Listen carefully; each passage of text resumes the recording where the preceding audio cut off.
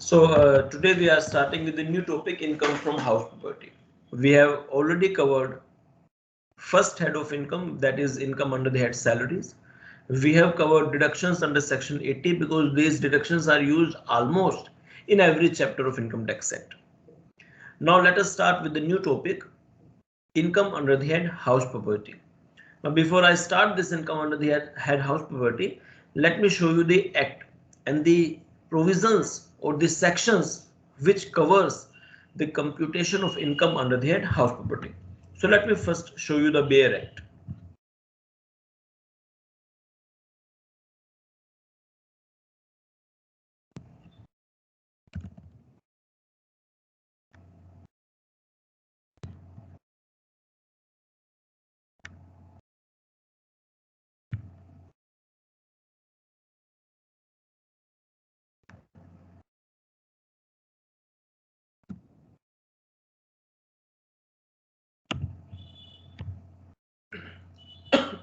I hope it is visible to you. Acts.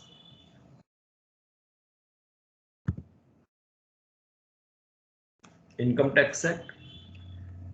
And let us click chapters, not section, chapters. Income Tax Act as amended by Finance Act 21, chapter wise. So all heads of income are given in chapter 4. The heading is total income. Now within this, house property starts from section 22. If you can see, section 16, 17, and then 22, 23, 24, 25, 25A, 26, 27, that's it. So starting from 22 till section 27. Okay, let me show you this.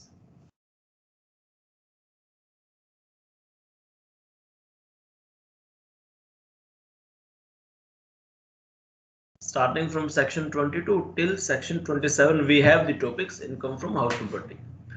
Now within these sections, the relevant ones are 22, which tells you it is basically charging section. First section of every head is known as charging section or basis of charge. That what is the foundation of that chapter? Which are the incomes which will be taxable under the head income from house property? So that is the first section of every chapter as far as heads of income are concerned. Like in salary, which was my first section, section 15, which tells me that income due basis, receipt basis, arrear of salary, etc. Similarly, the first section of house property is section 22. It will tell you the conditions under which income will be taxable under the head house property. So I will first discuss with you 22, then 23. Before or to compute the income under the head house property, there is a concept which will be used that is known as annual value. So section 23 will tell me how we will determine this annual value. So this is numerical section. 24 is also numerical, deductions from income from house property. Section 80 deductions are given not from one head of income. Section 80 deductions are given from all the 5 heads of income, that is from gross total income. But within each and every head of income, we have separate deductions also. Like under the head salary, I get deductions under which section? 16. Similarly, under the head house property, I also get a deduction under which section? 24. So these 3 sections are relevant. Then section 25, amount not deductible from income from house property, 25A, related to arrear of rent. 26, when any property is owned by a co-owner, like joint properties, how do we deal with joint properties? And 27 is deemed assumed ownership. Anyhow, you might not have understood each and every section, but the purpose was to show you that there are these 7 sections, 22, 23, 24, 25, 25A, 26 and 27, which will be applied while computing income under the head house property. Now before discussing the act, let us discuss something about house property. Now can you tell me, for the purpose of income, if I have to pay income on house property, what type of income I can earn? Logically, what type of income I can earn. Can you tell me something about this? As a Rent. layman, what do you think? Yes.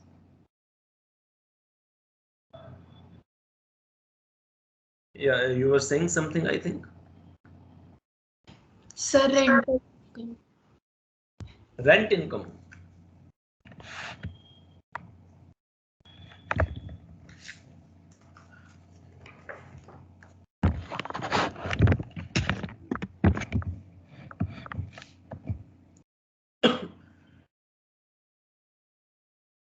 Today is 25.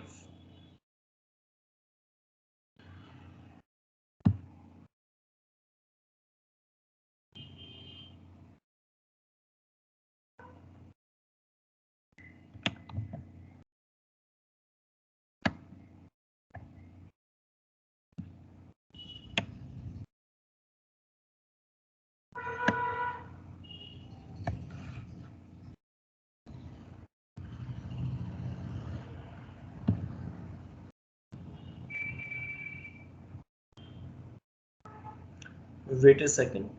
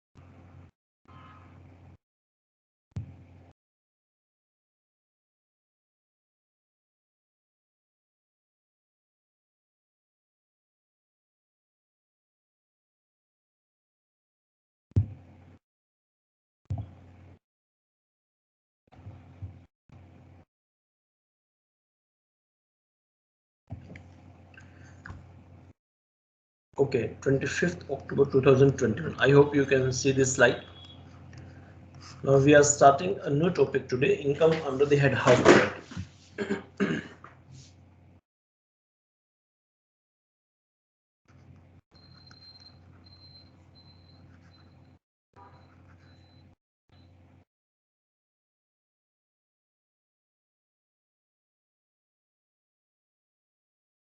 So I asked one question that what type of income I can earn from a property. So one answer was rental income. Any other answer? This is one answer that I can earn rental income. Yes, that is correct. Any other answer? What another income you can earn from any house property?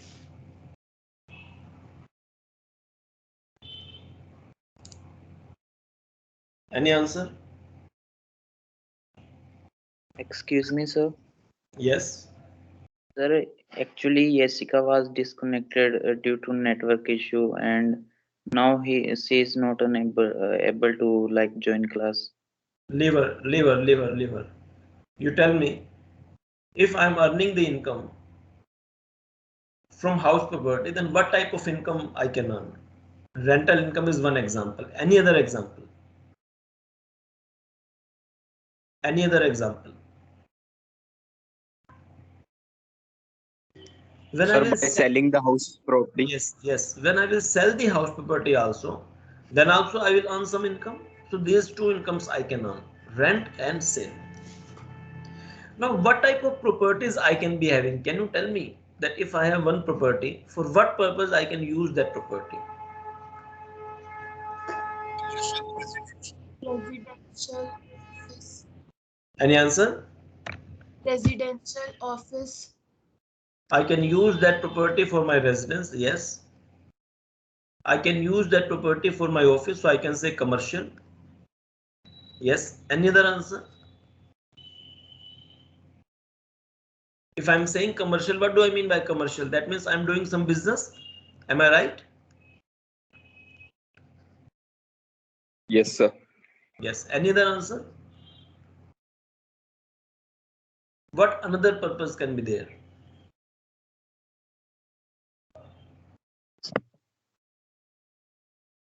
Any answer?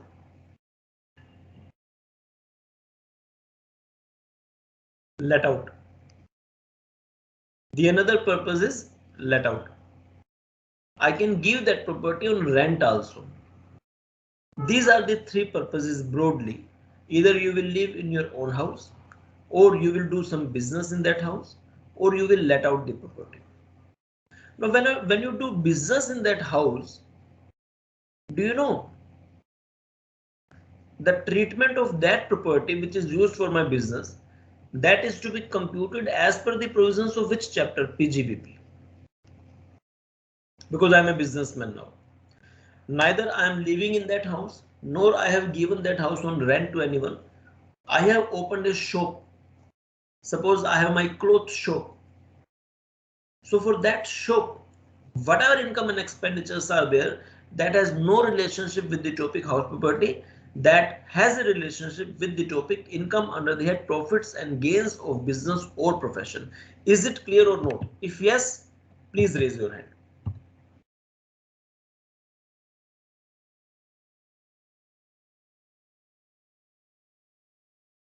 My question is, in case I am doing business in my shop or business in any property, of course shop is also a property, then it has no relationship with the topic income under the head house property.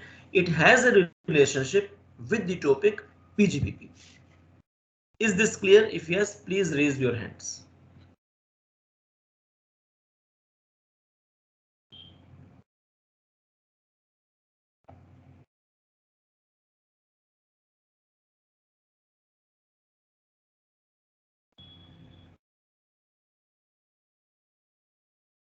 Next point.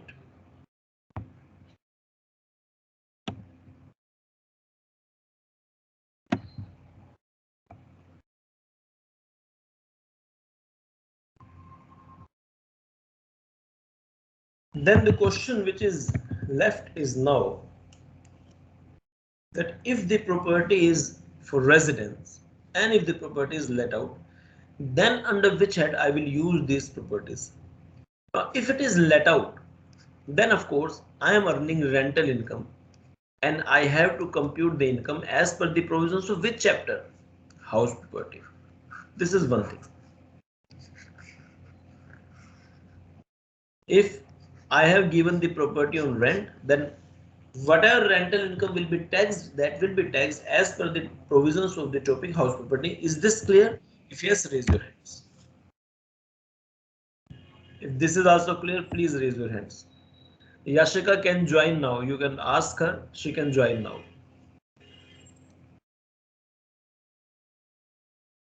Okay, sir. Now, can you tell me what will happen with this residence property, the property which is self-occupied? What will happen with this property? Any answer from your side? Can you think any answer of this point? If the property is self-occupied, if I say residence, that means the language which I am using is self-occupied. What logically will be the tax treatment under the provisions of Income Tax Act? First question which you should ask from yourself is, will there be any income? This is one thing. If there is an income, then under which head? And if there is no income, then why I am talking about Income Tax Act as far as the property is self-occupied? So I am asking an answer from you. I am seeking an answer from you that when the property was commercially used, I simply said that whatever income and expenses are related to that property, that will be dealt with as per the provisions of PGB. When I have given that property as on rent to any party, then as a landlord, I have to compute that taxable rental income as per the provisions of HP. Now my question is, if neither I am doing any business in any property which is my property, nor it has been given on rent, so I am living in my own house, That means I can say it is self-occupied house. Then under which head the treatment of this self-occupied house will be done? It will be salary, house property, PGBP, capital gain, other sources, or no head, or there is no use under Income Tax Act. Can you think logically and tell what will happen with self-occupied house? Any answer? Now logically there is no income. Logically there is no income. If the house is self-occupied, then you are not earning any income. If I am living in my own house, I am not earning any income.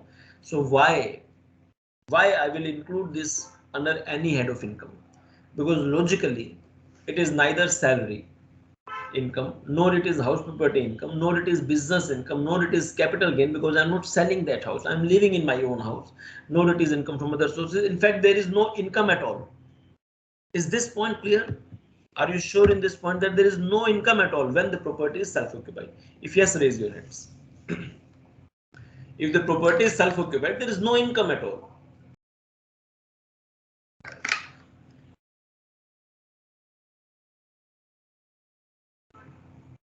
Now, if there is no income at all, then what I should do?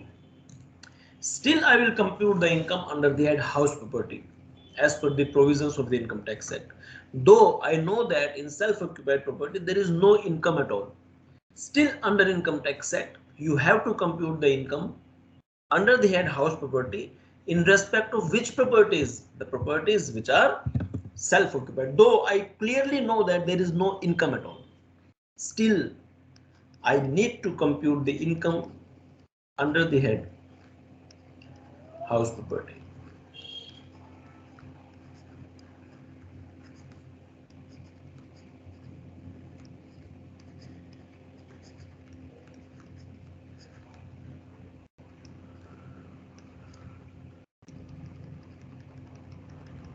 Though I clearly know that there is no income, still I need to compute the income under the house property in respect to self-occupied properties. Do you know why?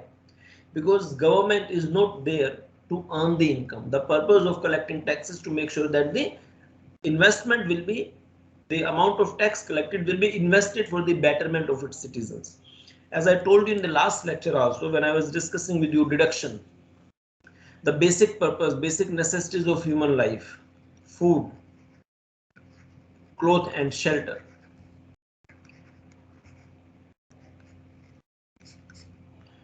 So to fulfill this purpose of providing housing, income is computed under the house property even in respect of self-occupied houses. Though there is no income, but there are expenses, or there can be expenses. Income will not be there. When I'm living in my own house, I don't have any income, but still expenses can be there. What type of expenses? There can be many expenses. You must be paying house tax. You can ask your parents. If you are living in your own house, they must be paying house tax to the concerned state government. In Delhi, they must be paying house tax to the MCD. In Haryana, they must be paying their house tax to the municipal committees, etc., etc. In Kerala, you must be paying house taxes to the different state authority. So it depends on the state where you live. You have to pay house tax even if it is self-occupied. So there is no income, but there can be expenses. And the main other expenses, what? Can you tell? Can you think of main expenses which can be there in case of self-occupied house? Anyone who can think, what can be the other main expenditure in case of self-occupied house? Any Sir, answer? electricity bills. What? Electricity bills. Your voice is not clear. Sir, electricity bills. No. That is not the main expenditure. Electricity bill, water bill, gas bill, those are not main expenditure. Can you think of another main expenditure which logically, or because of which this house properties income, the property which is self-occupied, is to be computed under the head house property? What is the main expenditure which can be there in self-occupied house? So that it could have been given on rent. No. That is not the main expenditure. Main Sir, expenditure, try depreciation. to relate it with shelter. Try to relate it with this purpose of the human being, every human being, that every person wants to live in his or her own house. How can this purpose be achieved? I don't have the money, then how can I achieve this purpose? But I don't have the money. How can I live in my own house if I don't have the money? How I can live?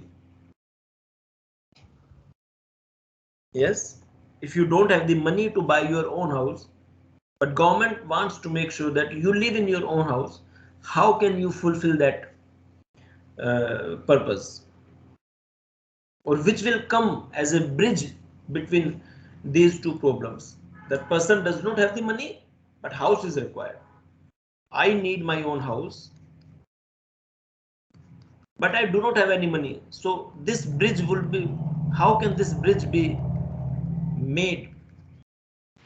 How can this person who does not have the money can live in his own house? Can you think how? Sir, by taking loan.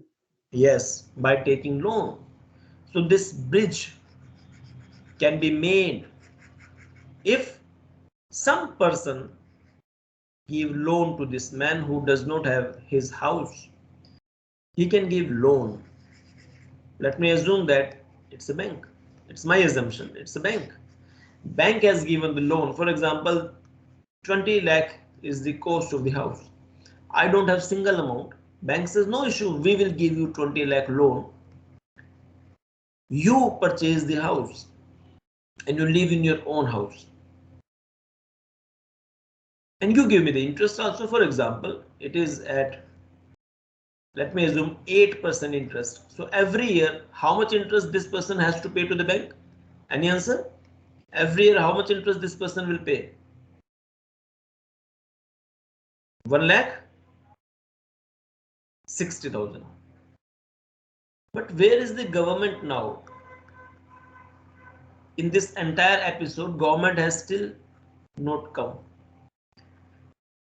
This person who does not have the money went to the bank. Bank gave that person money to purchase the house. So this house belongs to another human being. This person is another human being. This bank is third party. What is the role of the government now? The role of the government comes now through Income Tax Act 1961. This person does not have the money. So why this person will take a loan? How do you motivate this person to take a loan? It is the job of the government to motivate this person to have the loan, because government says that whatever interest you will pay to the bank to purchase your own house in which you can live, this interest we will allow you as expenditure. This interest we will allow you as deduction under the head house property. In my example, if I am taking 20 lakh loan at 8%, I am giving 1 lakh 60. So the government of India says through the Income Tax Act 1961 that you can show your income of this house. You can write that my income from house property, which is self-occupied, is minus 1 lakh 60. So don't you think there is a benefit now to me? I will show negative income, and suppose I am having another positive income, salary income, for example 12 lakh. For example 12 lakh. My one positive and one negative minus plus will help me in reducing my taxable income, and my taxable income becomes only 10 lakh 40,000. Indirectly, do you know how much I have saved? When I am giving 160 loan, indirectly, had there been no loan, just think, had there been no such interest, I would have paid tax on 12 lakh rupees. Now because I am having interest, I will pay tax on only 10 lakh 40,000 rupees. So indirectly, on 160 I am not paying any tax. And I know that income above 10 lakh is taxed at 30%. So 160 is in this category, because even without excluding 160, my income is still under 30% slab. At least 40,000 is covered under 30% slab. So 160 helped me saving 30% tax indirectly. On an average, I can say I saved 48,000 per year. This is what indirectly government has given me as cash, indirect cash. Indirect cash. Now, as a human being, what I will think, I'm not living on any footpath. I must be living somewhere in a rented accommodation. For example, I am paying the rent of 10,000 per month. For example, I am living in a rented accommodation because I didn't have the house. I am paying regularly 10,000 per month. 10,000 per month nowadays is not a big amount for the person who is earning salary of 12 lakh. It's an example only. For some people, 10,000 per month is a huge amount. Poor people don't earn even 5,000 per month for the entire family. So in my example, I am assuming that I am living in a rented house and paying 10,000 per month. On this basis, how much per year I am paying as rent? 1,20,000 per year. So government motivated me. Government said that why don't you live in your own house? Why you are paying 1,20,000 per year as rent? You take a loan and live in your own house. There you will be paying 160 as interest. It's not rent, it is your investment in the house, because after some years when you will repay the loan amount, you will be having your own house which you can sell. So there will be some heavy gain to you. Moreover, government says that indirectly you are not paying 160 because of taking loan you will save 48,000 as tax also. So your net outflow will be in fact only 1,12,000. This is tax saving, tax planning, these concepts. Why I should live in a rented house? When I was living in a rented house, suppose you live in a rented house for 20 years. After 20 years still, you don't have the house. But when you take a house on loan by taking money from bank or from any financial institution or from anyone, you are purchasing your own house and you are incurring the expenditures below in fact the rent. When you were living in a rented house, you were paying 120 as rent, and now you are paying in effectively only 1,12,000, and that too not as a rent but as investment in your house, because after 20 years now you will be having your own house. So is the purpose clear that self-occupied house will never give me any income? In fact, it is a loss to the government. Always it will be a loss to the government, but government is not for the purpose of earning income. At least the loss to the government is nothing but income to one human being who is living in his own house and has taken some loan to purchase that house because he didn't have the money, or he might be having the money but he did some tax planning. Is this concept clear that my income under the had house property will not be having let out house, it will be having in fact self-occupied house also? If this discussion is clear, please raise your hands. Has Yashika joined? Has Yashika joined or not? Sir, she I tried to, but the meeting room was locked. What you are saying? Sir, I'm saying Yashika tried to join, but since the meeting room was locked, she couldn't join the class. But I don't think the meeting room is locked. sir, Yeah, it is yeah, still low. it is still locked. I have unlocked it. You please ask her that now she can join. If she Okay, wants, sir. she can join. Okay, now next point. Continuing the same discussion. Two types of income I can earn: rental and sale. Now on sale of house, still income can be there, but that is the income under the head capital gain. So I'm not discussing sale of house. In this chapter, we will not do any case where there is a sale because that is capital gain. So I will discuss only rental income. That's it. So income from house property is having only rental incomes. That's it. So let us start now conceptually. First section, section 22, basis of charge. When do you tax the income under the head house property? Basis of charge. It is section 22. So what are the conditions to be satisfied before you even think of taxing the income under the head house property? First condition, you must be the owner. If you are not the owner, you cannot compute income under the head house property. So if I am saying income, there is only one income, which is rent. That's it. So you must be the owner of the house. Second, there must be a building or land attached to the building.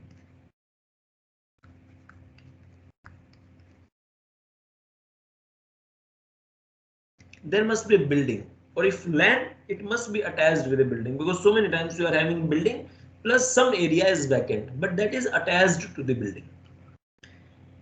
Vacant plot of land is not covered. If you have given on rent vacant plot of land, then you have to show that income as PGBP income or other sources income. But vacant plot of land rental income you cannot show here. Vacant plot of land is not a building, you cannot show it here. It must be building, or if land, that must be attached with some building, where we can say that land is a part of building. Vacant plot of land is not covered under house property. It has to be shown either as PGBP or other sources. Third point, the property must not be used. Can you think logically what I will write? Must not be used for the purpose of can you think logically what I will write here? For the purpose of Business. yes, very good, business or profession, because as I have told you, if you are using it for business and profession, then go under PGBP, don't come here.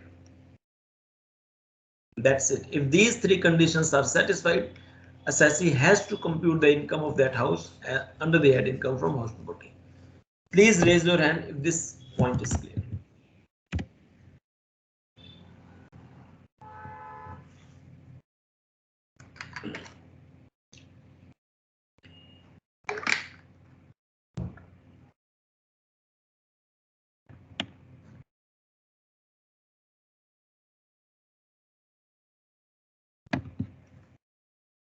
Please raise your hand if this structure is clear, this point is clear. Now I will tell you the format of computing income under the head house property. Format. Every chapter has its own format. In salary, we had basic salary, commission, bonus, etc. Retirement benefits, allowances, perquisites, gross salary, less deductions under section 16, standard deduction, entertainment allowance deduction, professional tax deduction, and income from house property. Same is the case here. You have a separate format of this chapter also. How do you compute income from house property? So computation of income under the head house property of an assessee for the assessment year.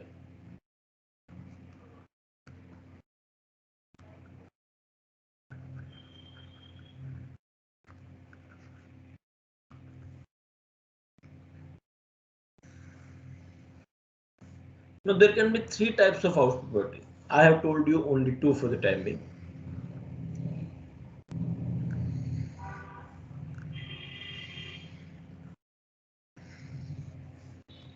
Let out, which is rent, self-occupied,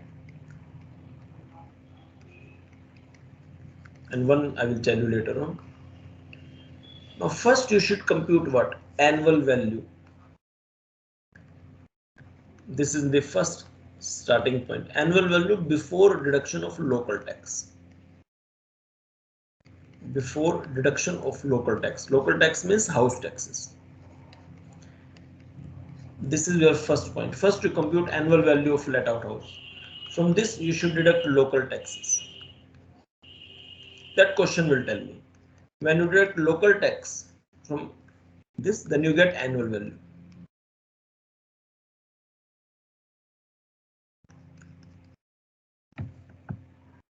In some books, they are using this as gross annual value, and they are writing it as NAV, but technically it is not correct.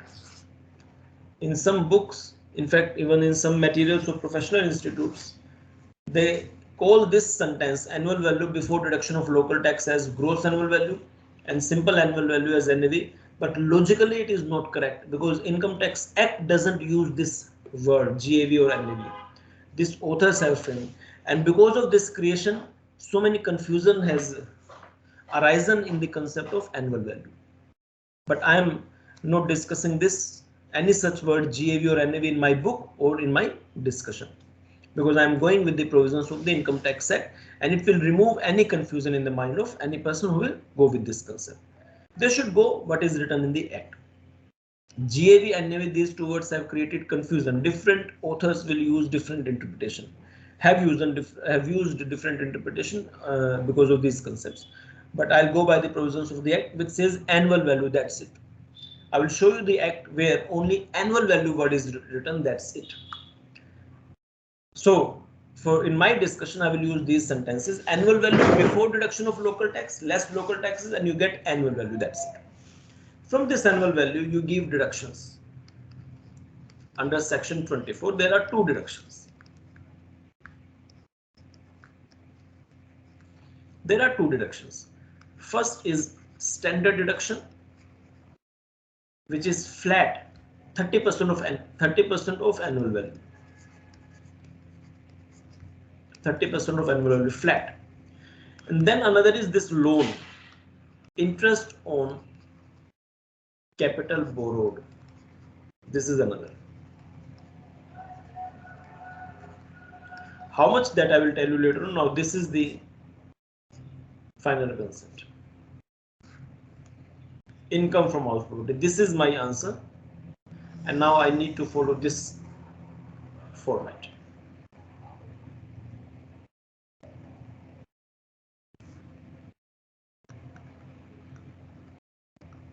Income from house property.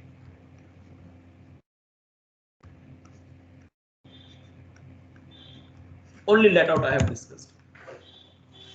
First is annual value before deduction of local tax. As I have told you, in some books you will find the word written as gross annual value, but I don't write this word because this word has created confusion in different minds.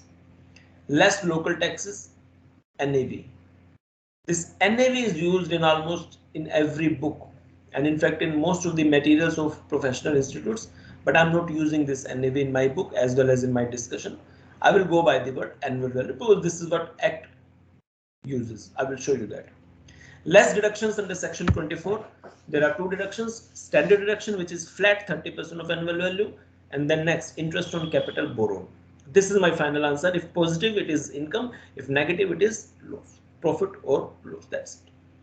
Is this let out structure clear? If yes, please hand raise. Because hand raising is the only option in which I can know whether you have understood it or not. Had there been physical lectures or one-to-one lectures, I could have easily checked.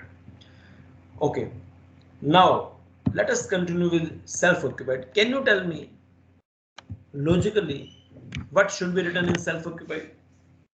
I don't write these in self-occupied. I directly say annual value nil because Act says it. Because there is no income, there cannot be any income under self-occupied house. There can only be an expenditure. So directly Act says that annual value of self-occupied house is nil. In reality, you must be paying local taxes. Like if I am having my own house in Delhi, I must be paying house tax to the MCD, Municipal Corporation of Delhi.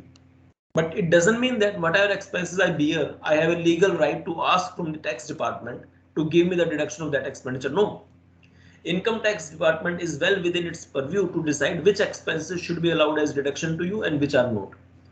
You must be paying local taxes, but it does not mean that you will forcefully ask income tax department to give you the deduction of local taxes. Department says local taxes you must be paying for self-occupied, but we will not take it into consideration. Your annual value starts from nil. That's it. So there should not be any question in your mind that why we don't write local taxes. You must be paying it, but department says no. Your annual value is nil. That's it. And there is no argument on that. If annual value is nil, standard deduction becomes nil by default.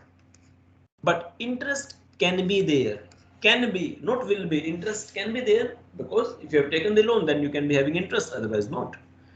So this income is self-occupied income. It can be positive. If it is positive, it will be zero maximum, not beyond zero. It cannot be more than zero positive, because you can never be having any income. Otherwise, it will always be negative. So the value of self-occupied will always lie between. If you say it is x-axis 0, then it always lies between these 2 points, negative and 0. It can never go positive. Maximum it can be 0, minimum it can be minus up to some limit, which I will tell you later on. Is self-occupied raise? Excuse me sir, sir फिर इसमें local taxes अगर मतलब हम लोग पे कर रहे हो तो फिर वो भी नेगेटिव में हो जाएगा ना? क्यों? लोकल टैक्सेस लेना ही नहीं है आपको। डिपार्टमेंट लोकल टैक्स की बात ही नहीं करता, वो डैश लिखता है डिपार्टमेंट। आप कितने लोकल टैक्स दे उसकी कोई यूज नहीं इनकम टैक्स एक्ट में। ओके सर, इसको लिखना ही नहीं है, हमने देखना ही नहीं है। Please raise your hand if this self occupied is also clear.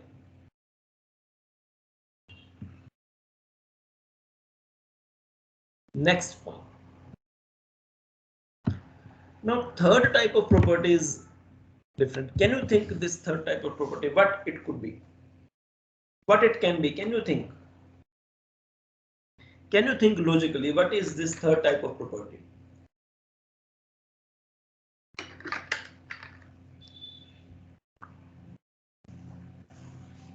Government is always at a loss in case of self-occupied house. This you must have understood. In let out, government can be having positive or negative, but in self-occupied always negative or zero. If this is so, there can be many people who will say that I have 10 self-occupied houses, I have 20 self-occupied houses, I have 5 self-occupied houses. There are people who are having, who are landlords, who are having so many houses. They say that all these houses are self-occupied. Government doesn't want to provide any benefit to such people. The purpose of giving this deduction of interest is basically to make sure that people are having own houses. But if someone is having already 10 or 20 houses, that person doesn't deserve any deduction. So third category is DLO, deemed to be let out houses, which are not actually let out, but government will assume those houses as let out. These are deemed to be let out houses, not actually let out. If these are actually let out, they will be covered under this category. These are actually let out house. So these are which houses? Which might be self-occupied, or we don't want to go into that discussion, which are these houses. But there are some houses which will be deemed to be let out. That I will tell you later on. In these cases, same this concept will be applicable, just like let out house.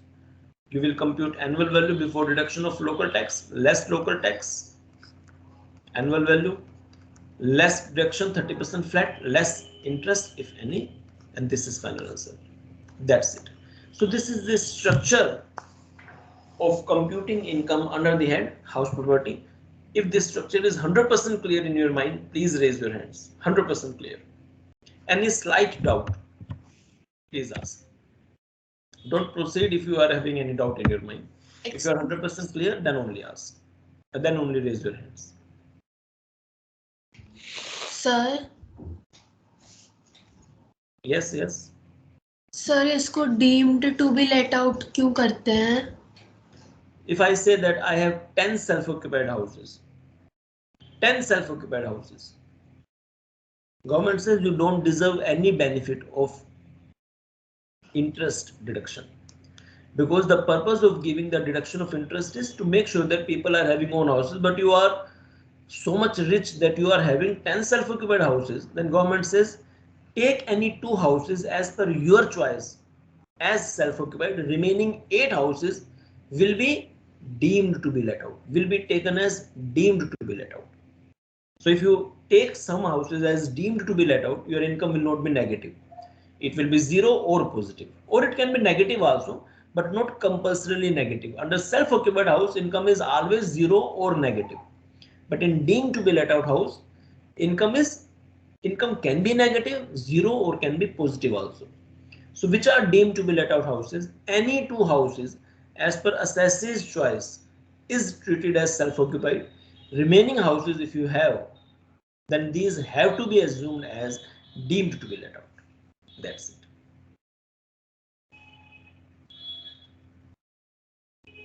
Is this point clear, Neha, or not?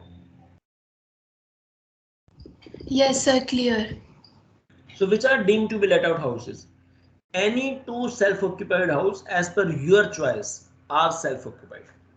But if you say that I have three houses as self-occupied, government says take any two as self-occupied, another one will be taken as deemed to be let out, where income will be computed as per the provisions of deemed to be let out, where you will not show income as nil, which you can show in self-occupied, because in deemed to be let out houses, by default income is not nil. You have to compute annual value, you have to give deduction, and then net result will show either nil income, positive income, or negative income. It depends upon the situation. That's it.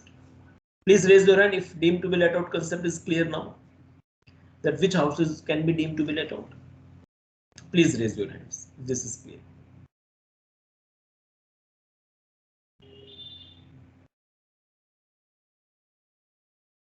Okay. So let us sum up the discussion till this point.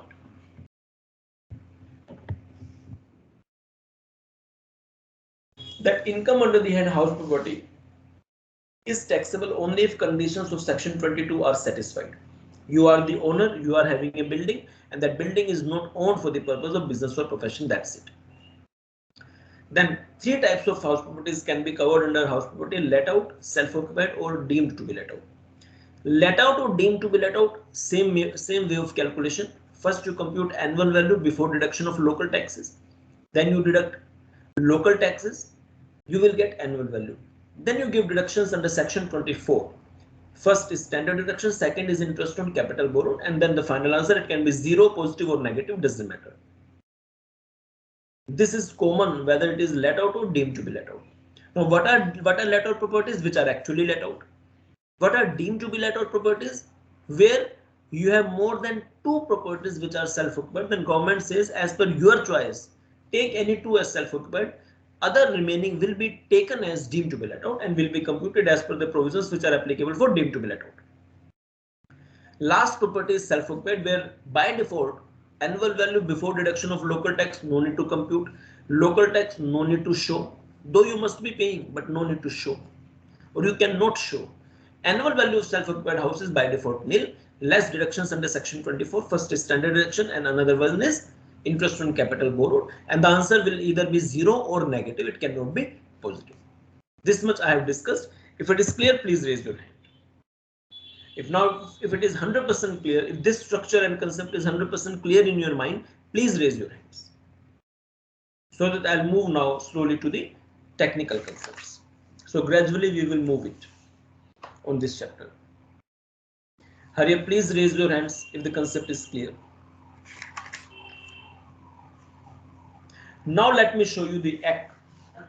And now we will move to the next section 23, because in this chapter computing annual value is main. Another concepts are very easy.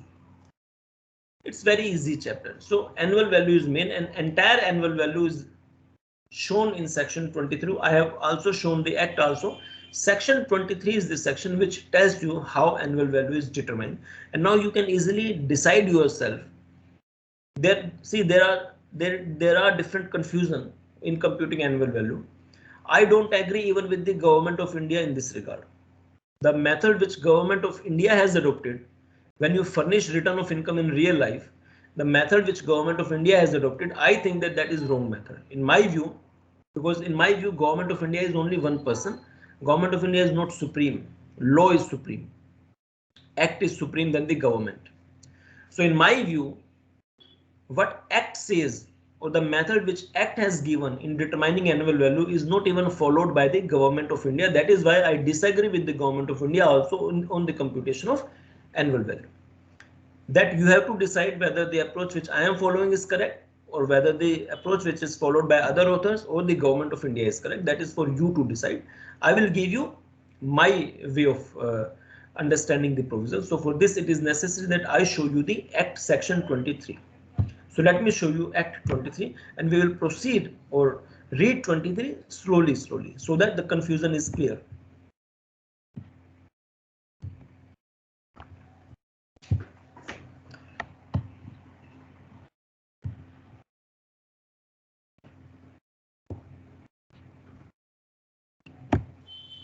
Is this screen visible? Is the font size visible? We will proceed slowly. Is the font size visible? Yes, sir. Okay, now let me read it.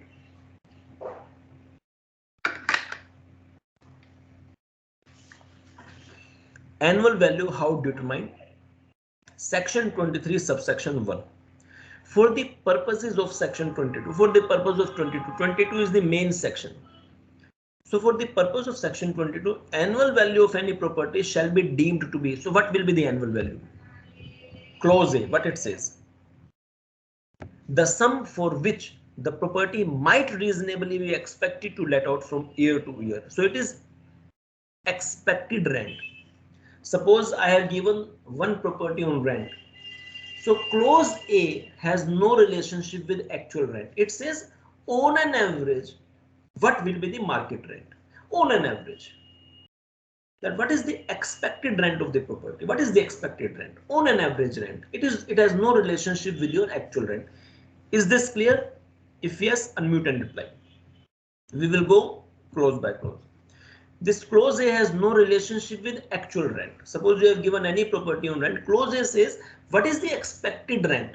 Your actual rent can be less than the expected rent or more than the expected rent. Is this clear?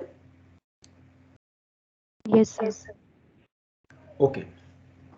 I hope it is clear to everyone. Otherwise, you should tell me. So clause A has no relationship with actual rent. So now I have told you one concept, expected rent. Next point, clause B.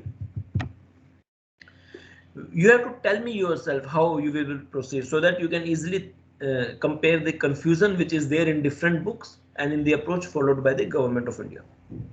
Clause B, where the property or any part of the property is let. Let means it is given on rent. And actual rent received or receivable. Now, clause B talks about actual. And the actual rent received or receivable by the owner in respect thereof is in excess of the sum referred to in clause A. What do you mean by this? Can you simplify? Can you simplify these two? These two lines. Can you simplify what it says? What it says?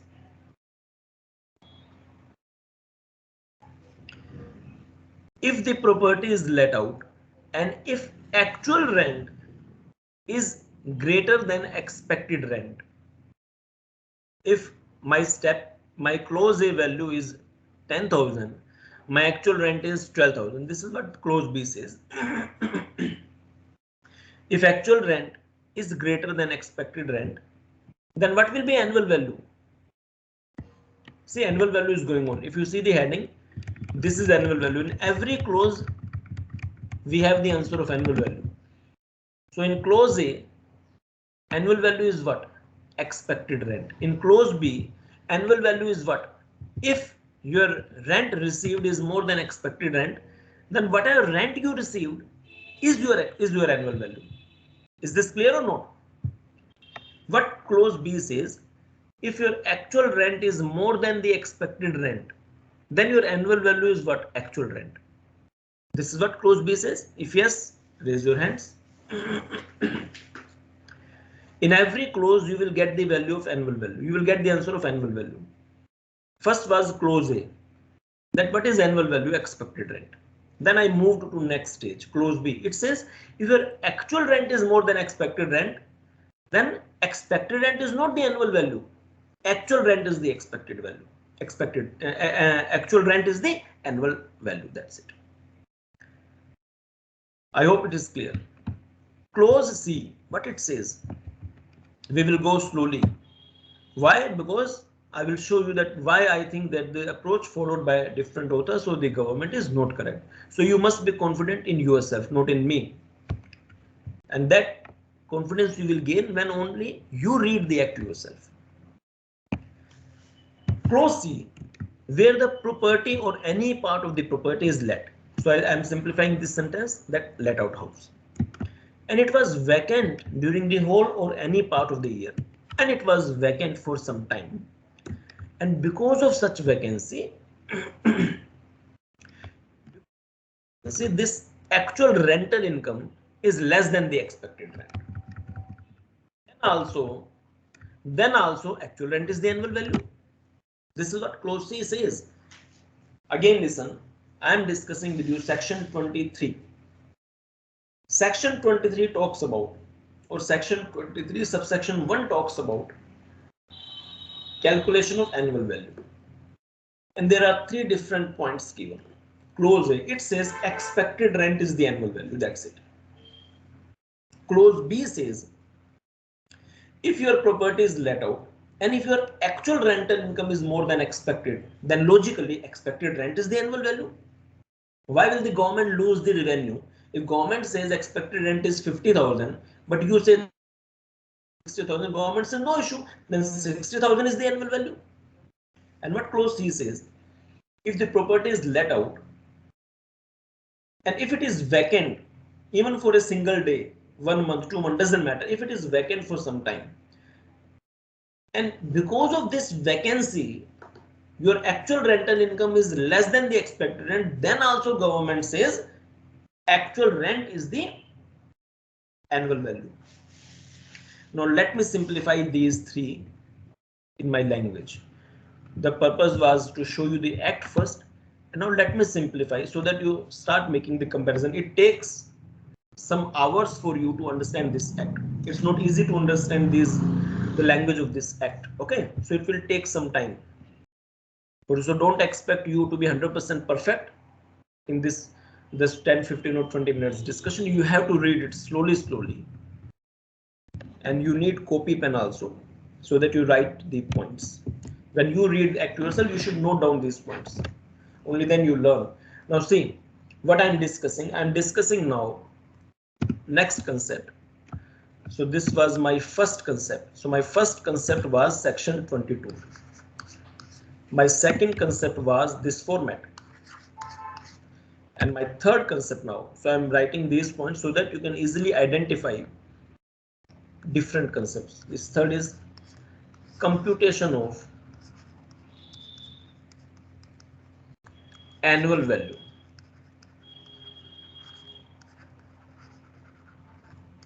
of a let out house, let out property, oblique deemed to be let out property. I don't think you have noticed that 23(1) talks about let out property or deemed to be let out property. Deemed to be let out property. You haven't noticed, I think. And there is no issue also because it takes some time for you or level semester 3 student to understand this concept. It is section 23(1). So I am discussing 23(1). This is basically the heading which is going on. So what I am discussing is, let me discuss through steps. Step 1. Now I am simplifying 23(1), which I have shown you through the act. I am simplifying it. Step 1. You compute the expected rent. How to compute expected rent? That was not written in the act. That depends on different courts ruling. Different courts have given different ruling in this regard. So I'm simplifying that ruling, and this expected rent is followed by each and everyone in India. So there is no confusion in anyone's mind. Municipal value. So it is based on court ruling. So don't search the determination of expected rent in the act. It is based on some court rulings. Municipal value or fair rent. In these two, whichever is higher,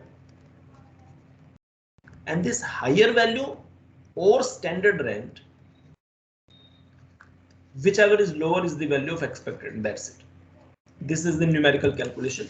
How do you determine expected rent? Municipal value. What is municipal value?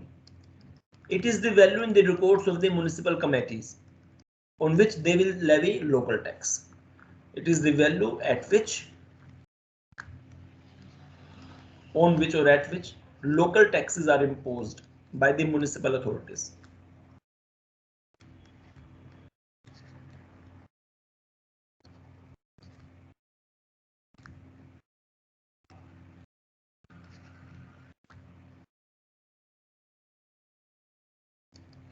Like in every state, you must ask your parents that how much house tax they are paying to the local authorities. There must be some of the parents who are not paying the house tax, so you please ask them to pay the house tax regularly. This is one benefit you can do as a good citizen, you can say. So you should ask your parents that how much house tax they are paying to the state government. So they will show you property return, or not property, they will show you this sheet, because different states are having different formats.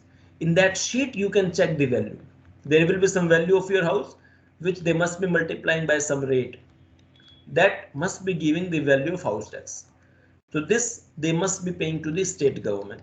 You should ask from your parents that show us, because now you are mature enough to ask questions from your parents and argue positively, not negatively, positively, where you will learn the things.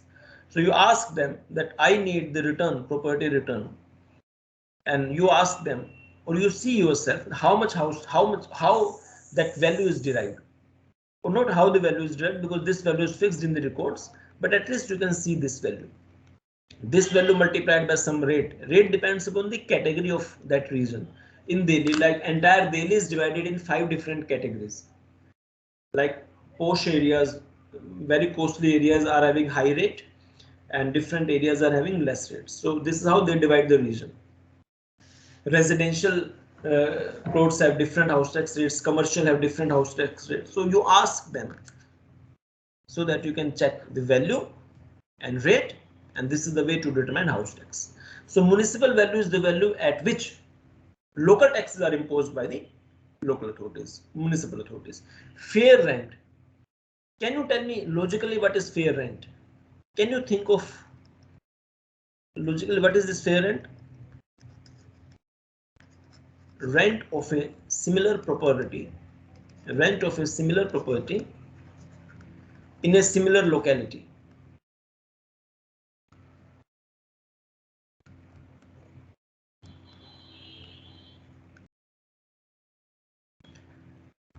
Like suppose you are giving 300 square feet flat on rent. You are giving 300 square feet flat on rent in, for example, Shriram College of Commerce is in Morris Nagar area. For example, you are the owner of a flat 300 square feet. You are giving that flat on rent in Morris Nagar area. Do you know what is fair rent? For example, the actual rent is 60,000 per month, for example. But that is actual. Fair rent is different. You will check the rent of 300 square feet, that is similar property, in a similar area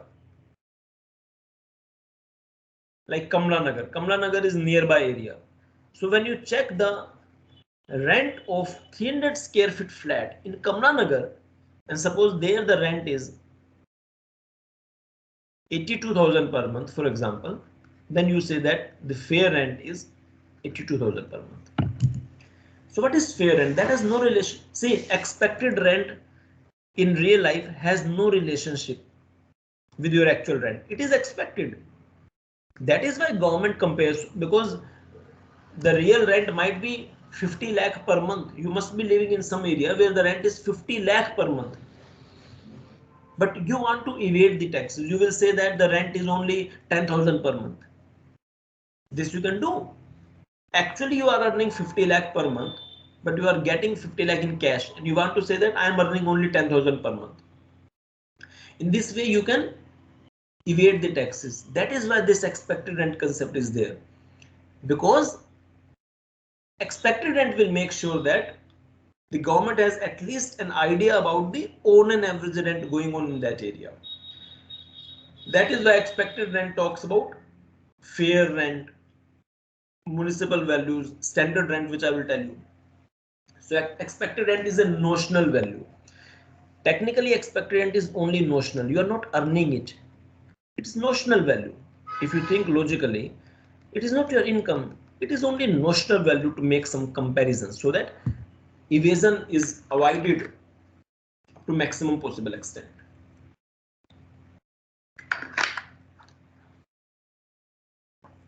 So fair rent is what? Rent of a similar property in a similar locality. So you get some values. For example, my municipal value comes out to be 1 lakh. My fair rent comes out to be rupees 3 lakh. For example, these are only examples. What is standard rent? Rent which a person can legally recover from a tenant. Rent which a person can legally recover from a tenant. Now see, every area has some. There is a Rent Control Act. There is an act in India. You are having thousands of acts, which I can surely say that even most of the lawyers are also might not be aware about so many acts going on. There is a Rent Control Act which controls the rent, because when there is demand supply situation, what can happen is that rent can rise up to unlimited, rise at unlimited value. If there are only 100 properties and there are 1000 people who need the property on it, then landlords will increase the amount of rent. So such type of things basically are black marketing things, where some people are trying to exploit the situation and only rich people get the benefit then. So poor or middle income class suffers in that case. So government intervenes in such situations. That always the money doesn't get the importance. So that is why we have Rent Control Act. That this is the rent maximum for that area. Now what is standard rent? Suppose in your area you have given a property on a rent of 1 lakh per month, and suppose the tenant refuses to give you 6 months rent. Tenant refuses to give you 6 months rent, assuming he lived in the house for 6 months. You didn't ask for the rent on monthly basis. After 6 months, tenant said, I will not give. So you go into the court and you will ask that the tenant has refused to give me 6 lakh rupees for 6 months. Standard rent comes into picture. For that area, then under Rent Control Act, it will be seen what should have been the maximum rent which or at which you should have given your property. For example, the maximum rent is 20,000 per month. So for 6 months, maximum is 1,20,000. So you can sue the tenant only for the recovery of 1,20,000 as per the legal provisions. So that is why it is the standard rent. Rent which a person can legally recover from the tenant. So for example, the standard rent comes out to be 2,80,000. So can you tell me what is the value of expected rent? Municipal or fair? Higher, which is 3 lakh. This higher 3 lakh or 280 lower, which is 280. So 280 is the answer of expected rent. That's it. If calculation of expected rent conceptually and numerically is clear, please raise your hands. What is expected rent? Municipal value or fair rent? Higher, higher or standard rent? Lower. So if 280, this calculation 280 is clear, please raise your hands. Hurry up. What about others? If you are having any doubt, you ask me, otherwise raise your hands. I need to see raise hands so that I get an idea whether you are learning something or you are simply just for the sake of raising hands raising. Honestly, you should raise. In case you have not understood, don't raise. Okay, so expected rent is clear now. Now this is what my Acts section 23 subsection 1 clause A. So my act clause A is clear. Now I'm moving to clause B. The only thing is I'm simplifying the language of the act, that's it. But I'm not changing the language of the act. I'm only simplifying. I have no authority to change. I should tell only that which is written as per my understanding. Step 2. Now step 1 is notional value. I will compare now with actual value. So step 2 is what? Calculation of actual rent. Compute actual rent. If you have seen that language of the act, rent receivable or received, or first you should use the word received or receivable. So it was not necessary that you actually received it. You might receive it in future, but still that is your income. You might receive it in future. Rent received or receivable.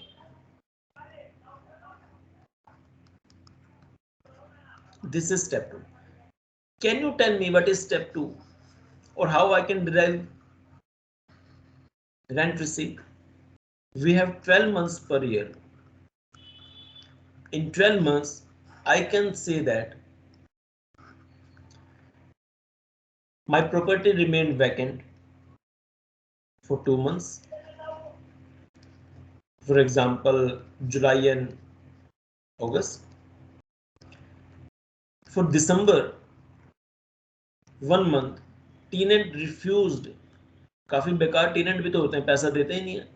Tenant refused to pay me the rent. So I will say that, oh, I lost something. That is unrealized rent. Okay. So this is unrealized rent. This is vacant. So vacancy is a loss. Unrealized rent is a loss. For 3 months, for example, or I'm not discussing that case for the time being. Let us discuss this. Can you tell me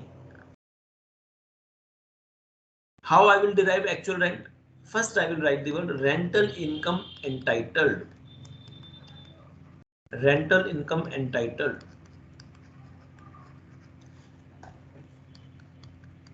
Rental income entitled. Now, for how many months I will get the rental income? Can you tell me for how many months I will get the rental income? In my example, entitled, which I could have earned 12 months. I could have earned the income of 12 months less, but I lost. Unrealized rent. I lost 1 month rent. I lost something because of what? Loss due to vacancy. Am I right or not? And this I can say it is my actual rent. This I will receive or I must have already received. But this is my actual income for sure. Are you agree on this point or not? This is the way to derive actual. Are you agree with me on this point or not? If yes, please raise your hand. This is my step 2. How much maximum I could have earned is rental income entitled. 2 types of losses can be there. Only these 2. Can you think of any third loss? I only think of only these 2 cases. Either I will lose something because of vacancy or my tenant has refused. I think that there can be only these 2 losses. If you think of any other third loss, you can tell me. Otherwise, we will proceed. Okay, this is my step 2. Now I will give you some illustrations. Now before moving to third step, still I am discussing section 23 subsection 1, and for the time being I have discussed only section 23 subsection 1 clause A only. Still I have not yet discussed clause B and clause C, though I have shown those B and C. Now you tell me one answer now. So let me check your knowledge. Of course I am discussing this from my book. Illustration from my book, Concept Building Approach. It is page number 5.5. Don't see the solution, those who are having this book. If not, then there is no issue. Then you can see anything. If you have this book, please don't see. It is illustration number 1. I need to ask one answer from you. Monthly rent 20,000 per month.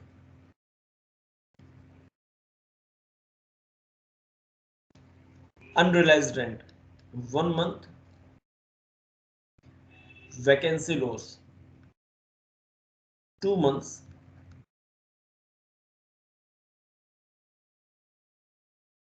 rent of March 21, rent of March 2020-21, which is last month of my financial year,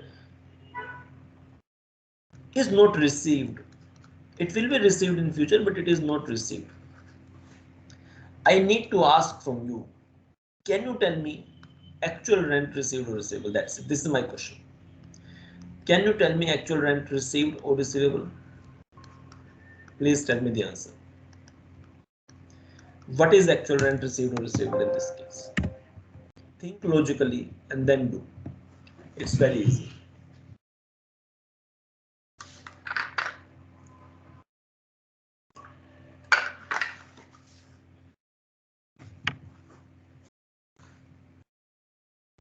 Can you tell me actual rent received or receivable? Please tell me the answer. It's very easy.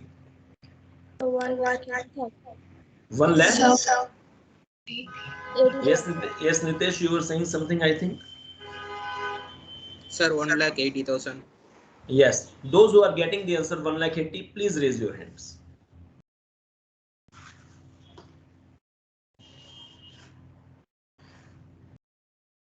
Those who are getting 1 lakh 80, please raise your hands. Now, Nitesh, can you tell me why you have, if you are getting 180, that means you have taken the rent of March also. But why you have taken the rent of March also? It is not yet received.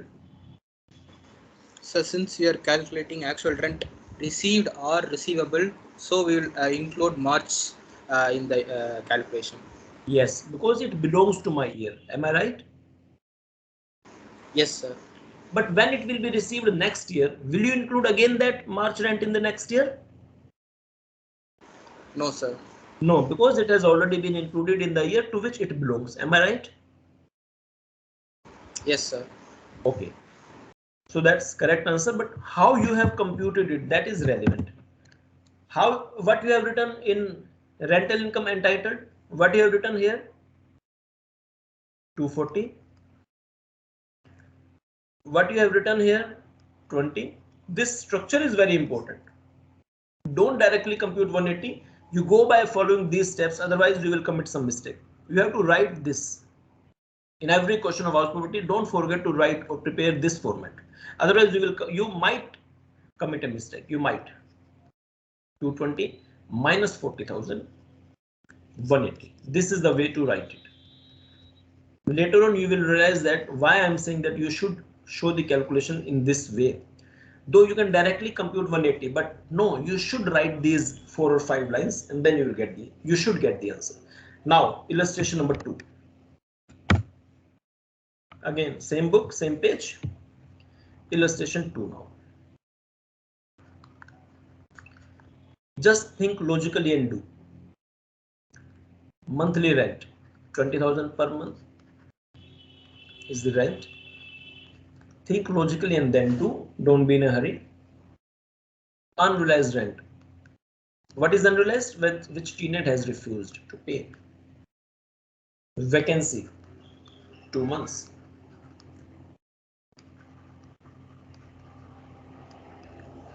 And March rent not received.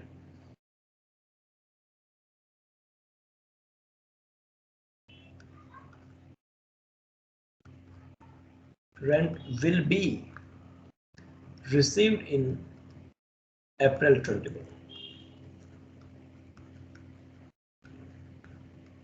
And one more new point.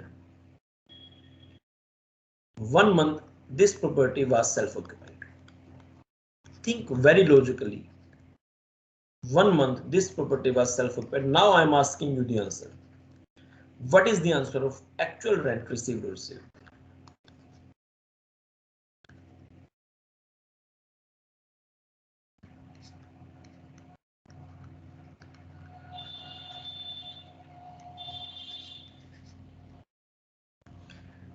Actual rent received or received. Now you tell me the answer. Think logically and then tell. Sir, 1,60,000. 1 lakh? 60,000. Any other answer? Let others compute.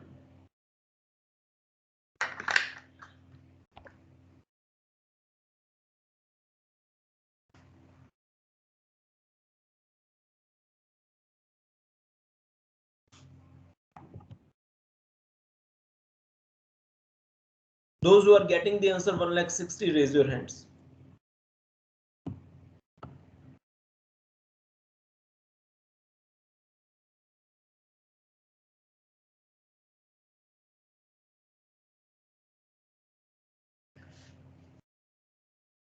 So I think most of you are getting the answer 160. But now, can you tell me how in that column you will fit 1,60,000? Can you tell me how you have computed 160? Sir, actual rent we will take for 11 months because No, not actual rent. No, that is not actual rent. That is rental income entitled. Don't call it as actual rent. If you're saying actual rent, that is wrong concept then. Rental income entitled. That what maximum I could have earned. How much? 20 into 11. why 11? Why not 12? Sir, because for 1 month it's self-occupied, so we will not be entitled to any rent for that part of year. So we will never receive that 1 month rent. Yes, that's the correct point. Because you cannot say that it is a loss. This 1 month is not a loss to me because I was living in my own house. Further, it will never be an income for me. So I have to exclude the period of self-occupied in the numerator, or you can say in the starting of this calculation. I will write here only 11 months. If you write here 12 months, then where you will lose or where you will deduct this 1 month, there would be a problem. Now it is 100% correct. Then everything is correct. Unrealized rent 1 month.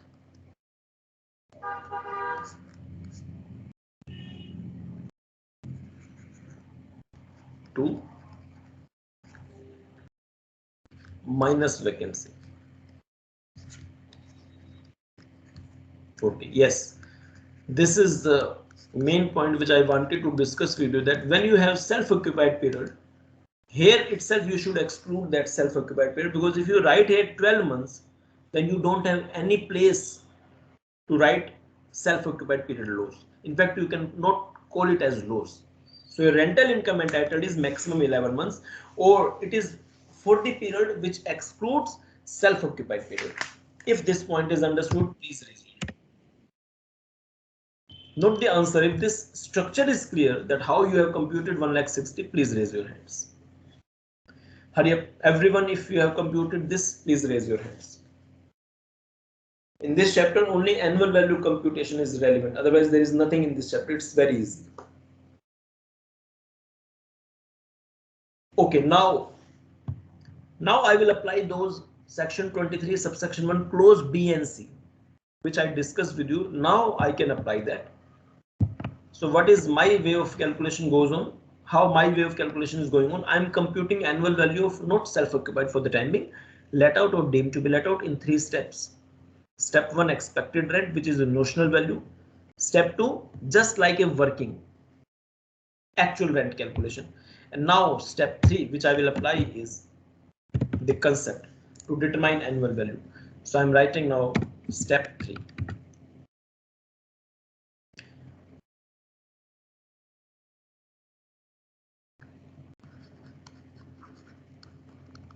It will give me annual value. So I'm saying apply the following.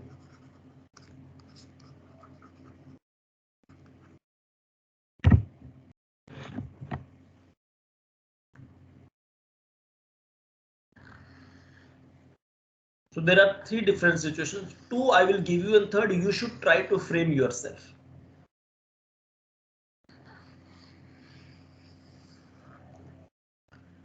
So there are 3 situations basically. And then this is the annual value. What is the annual value? Before deduction of local tax.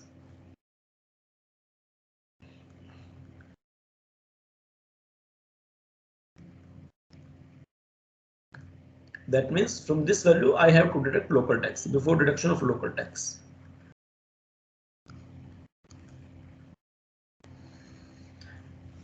Now I am coming to Act. I am still discussing 23 subsection 1.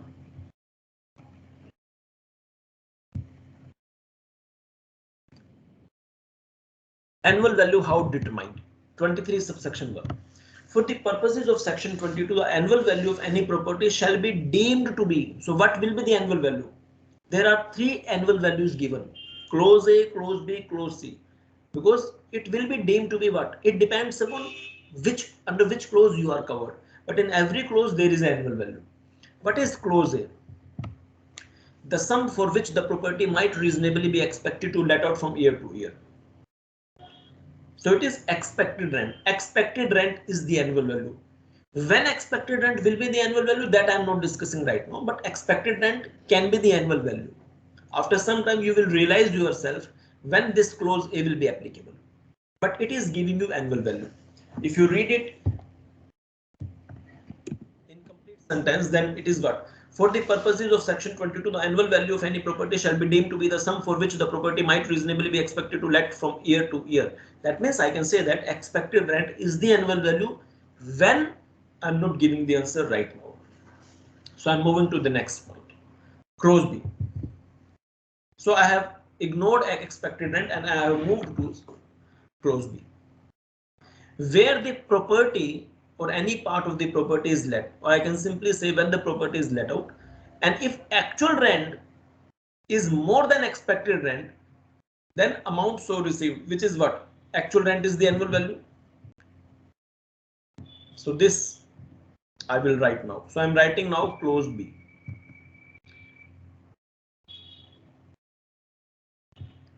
I'm writing clause B now. I will not use the word clause B, that is the act language, but now I will write as if. Can you tell me what is clause B say? What does clause B says? What clause B is saying? If what clause B is saying?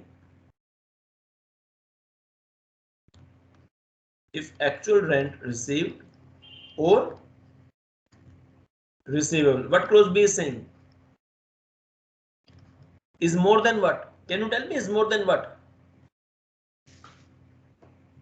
Is more than what?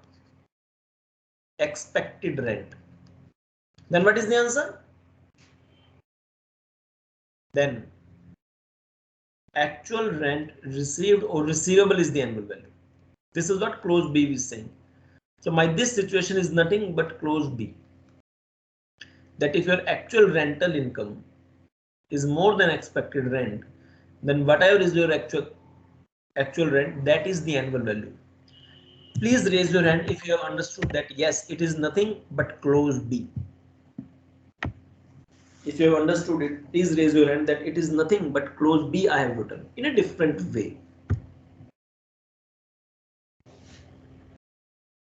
Hurry, please raise your hand if you have understood that yes, that I have not written anything separate. I have simply written clause B in a simplified language. Okay, now let me read clause C for you. And now I will make that clause C as situation number 2. What is clause C? No teacher can go against the law. So irrespective of the teacher, wherever he or she is teaching, they are teaching the act, single act. So why not you read directly the act and frame your own opinion? Where the property or any part of the property is let and was vacant during the whole or any part of the previous year, and because of such vacancy, owing to such vacancy means vacancy is the reason that your actual rent is less than the expected rent. But it says that if your property is let out and just because of vacancy your actual rent has become less than the expected rent, then also expected rent is the annual value. So I'm writing now clause C in a simplified language.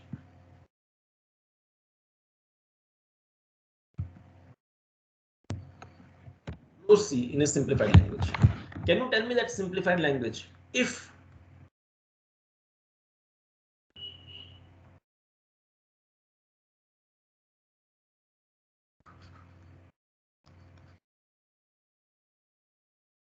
actual rent received or receivable is less than what?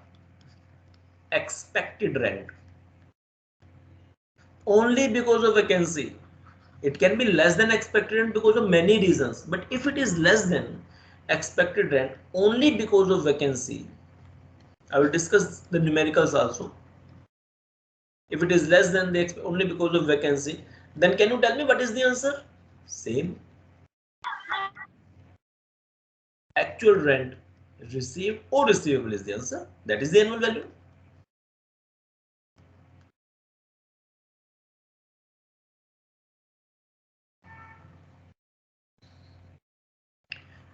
This situation is nothing but clause C, that if actual rent received or receivable is less than expected rent only because of vacancy, then actual rent received or receivable is the answer. Now, can you tell me this answer? More, see, if you remember what we have covered, there are 3 steps.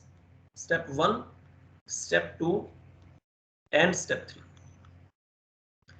In step 1, I have computed expected rent. Then I have written some value.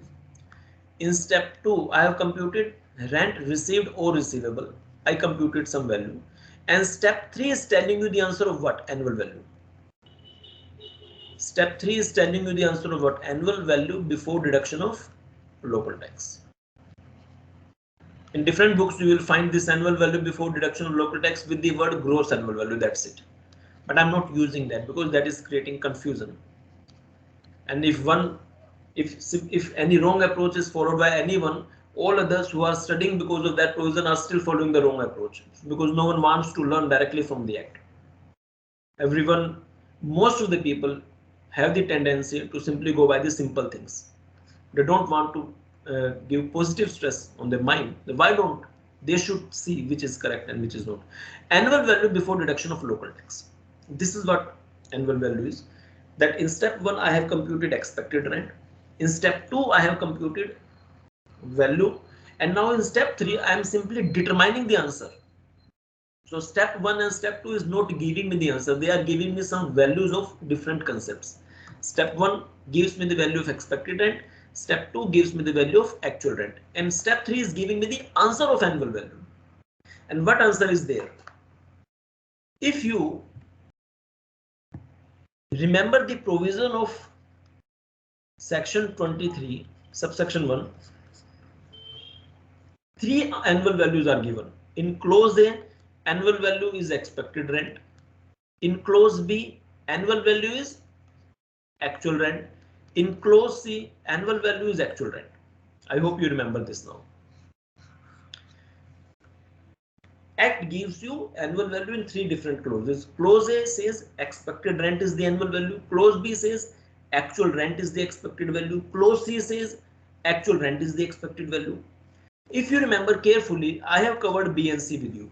This is nothing but clause B, and this is nothing but clause C.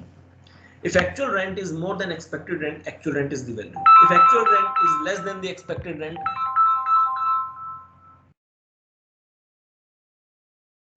then also actual rent is the value. But can't you notice one thing? Where my clause A has gone? Where my clause A has gone? When I will say that expected rent is the annual value? Can you tell me? I will write clause A here. Here I will say that expected rent is the annual value. So I'm not skipping any provision of the act. But do you know what situation I will frame? What I should write in this situation? Can you think logically what I will write in this situation? There are 2 things only, actual rent and expected. Clause B has covered actual rent more than expected. Clause C has covered actual rent less than expected, and one reason. Now can you tell me logically? Can you tell me logically what situation 3 will be now? Logically. Sir, when actual rent is less than expected rent, and when not of because of vacancy. But because of some other reasons. Am I right? Yes, sir. Yes, that is my situation because I have only this situation left now. So this is how you learn the art of framing your own situations, own views, your own opinions. Because I know that as per section 23 subsection 1, there are only these three clauses where you have to determine annual value. Clause B I have covered in this language. Clause C I have covered in this language. Where is clause A gone now? Clause A I will write here. I will say that because there are only two things. Entire comparison in these two. Either something is greater or less. Greater is covered. Less is covered with one reason. So another less is covered with another reason. And now another reason is only one which is left. I will say that if actual rent received or receivable is less than expected rent, not only because of vacancy, that vacancy was not the reason only. Even if there is no vacancy, still actual rent is less than expected rent, not only because of vacancy, but because of other factors also. Can you tell me what other factors can be? Can you think logically what other factors can be? Sir, if landlord charge less rent from tenant, Yes. Yes. What other factor can be? That why I have charged 20,000, I should have charged more. This can be one of the factor. Can you tell me one another factor only? One another factor? Unrealized rent. Yes. Another factor is unrealized rent. Had there been no unrealized rent, it is possible that my actual income would have been greater than expected rent. So these are other factors like unrealized rent, comma, giving the property at less rent. So here government says that, now see the intention of the government. They don't want anyone to be penalized unnecessarily. They say that if your actual is more than expected rent, then your actual rent is annual value, which is correct because this is only notional value. So your actual is relevant. They say if your actual is less than expected and it is because of vacancy, then government says that is also genuine. In that case, you are not at a fault. If you didn't find the tenant, you are not at a fault. Still what you earn, we will accept that. But in this third situation, they say it is less than expected, not because of vacancy, but why you have given this rent, why you have given that property to a person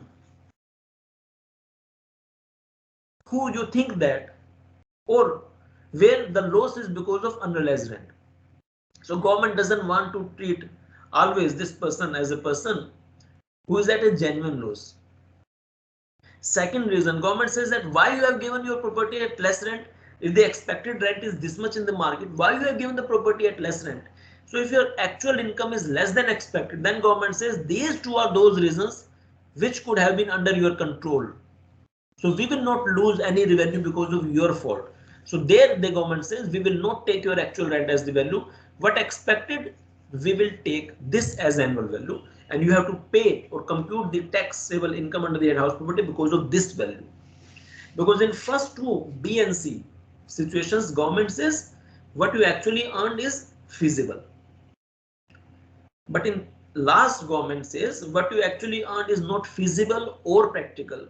What you actually earn might be because of your fault. So you remain at fault. We don't want to be at fault, and we will charge expected rent as the annual value in your hands. That's it. So this is how you should read 23(1). If this discussion is clear, please raise your hand. I'm moving forward now. Hurry up. Without wasting the time, please raise your hands. Hurry up, hurry up. Now, let me again show you the act and let me show you where confusion will arise. Now, you have to read it and you have to tell me what act says. I will not tell you. I don't want to encroach on your mind. Your mind is now mature enough to understand what this language says. This provided is easy. Let me read it for you. Provided that, so there is a condition. It says that if you are taking this as annual value, One thing you should not forget, that tax levied by any local authority in respect of the property shall be deducted. Ignore the bracket. This second and third line is in the bracket. Ignore the bracket. It says that what annual value you have derived is correct, provided taxes levied by the local authority in respect of the property shall be deducted in determining the annual value of the property of that year in which such taxes are actually paid. So that means technically, that means this annual value is not the annual value before deduction of local tax. This I have written in my book. In reality, this annual value is which value? It is after deduction of local tax. I hope you are clear in this point. So this local tax was deducted with the help of this exception. That is why I have said that what we are deriving in step 3 as per my calculation, that is annual value before deduction of local tax. The moment you deduct local tax, you get same annual value. So that is same. There is no problem. Is this point clear?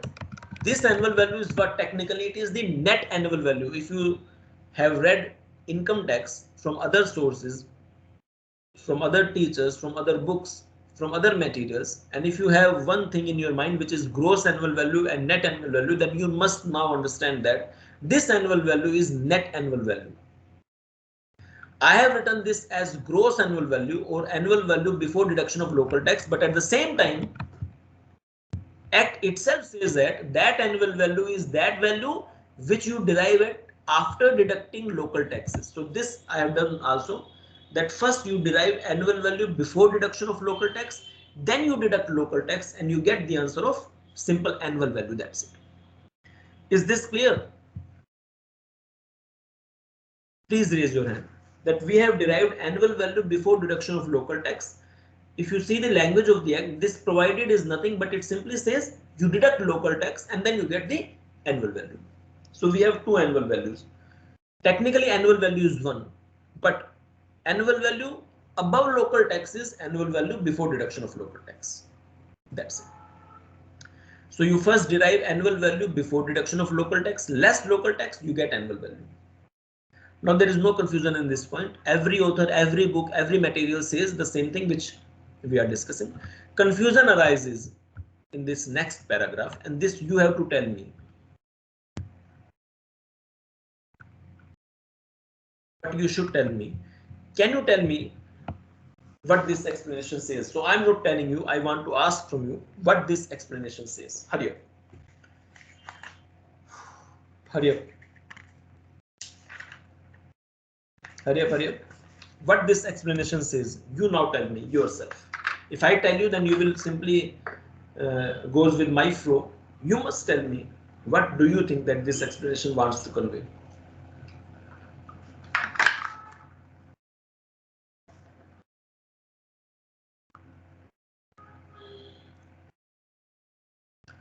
Anyone who can try to tell me what this clause B is, sorry, what this explanation is.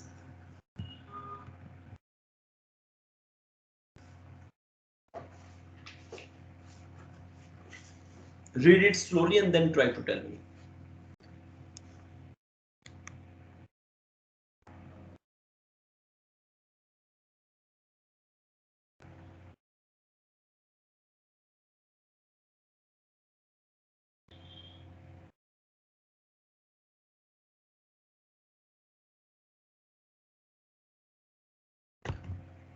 Anyone who can try to tell me what it says, because only then we can discuss something.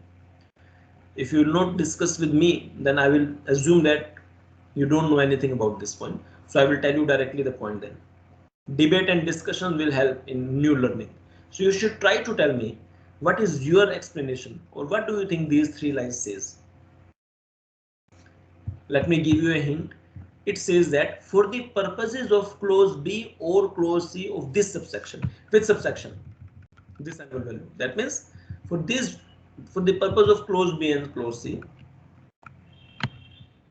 the amount of actual rent received or receivable by the owner shall not include. That means in both these clause B and clause C, we were computing actual rent. And how we were computing actual rent? Actual rent minus unrealized rent minus vacancy. So rental income entitled minus annualized rent minus vacancy is the actual rent. Now can you try to tell me what it says? It says that while computing actual rent, what shall not be included? So this is my specific question. While computing actual rent, what shall not be included? Any answer? Sir, Unrealized rent, rent. which, Yes, rent. sir, which cannot realized by the owner. That means unrealized rent. Am I right? Yes, sir. Are you also at the same level? Is this your understanding also? Because this is my understanding. I think that these three lines says that while determining actual rent, unrealized rent must be excluded. It should not be a part of actual rent.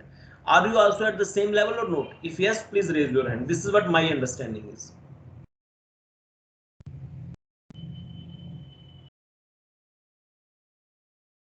My understanding is that when you compute actual rent, you have to exclude unrealized rent. If this is also your understanding, then you and I are at the same level. But some of the authors, and in fact the government of India, deduct unrealized rent after determining annual value, which I think is wrong. Because in my view, Act's explanation clearly says that when you determine actual rent, at that time itself you have to deduct unrealized rent. After computing annual value, then you should not deduct unrealized rent. And some books have done so. Government of India has also done so. In my book, I have given one-page explanation on this point. On page number 5.8, where I have explained that why I disagree with the government of India and other authors, that why unrealized rent should not be deducted from annual value. It is to be deducted while computing actual rent. If you have understood this point, it is fine. If you have not understood it, read it yourself, spend some time, read different books, different provisions, different books, different materials, or any other, discuss with any other teacher, etc. And then you get back to me. Because of this explanation, I am confident, because of this explanation on the basis of my own knowledge, I strongly believe that unrealized rent should be deducted while computing actual rent itself. Once you have determined annual value by making a comparison between expected rent and annual value and actual rent, then you cannot deduct unrealized rent. So if you have understood it, please raise your hand. This is what the confusion is in different books and materials, and which I wanted to discuss with you. So you are now mature enough to decide which is wrong approach and which is correct approach. I can also be wrong, but my understanding says this thing to me, and I'm confident in my opinion that actual rent, while determining actual rent, unrealized rent should be deducted. You cannot deduct unrealized rent after you determine annual value by making a comparison between expected rent and actual rent. But this has been done by the government of India and many other authors. Might be some authors think that what government of India is doing is correct. I'm not of that opinion. In my view, in the government of India also, people sit. So their interpretation doesn't mean that always is correct. So we go by, or I go by, the language of the act. What is the legal provision? In my view, that is supreme. Now let us proceed. So let me discuss this numerical question, and that will clear entire confusion. So let me share. You take the screenshot of that example so that we can proceed fast.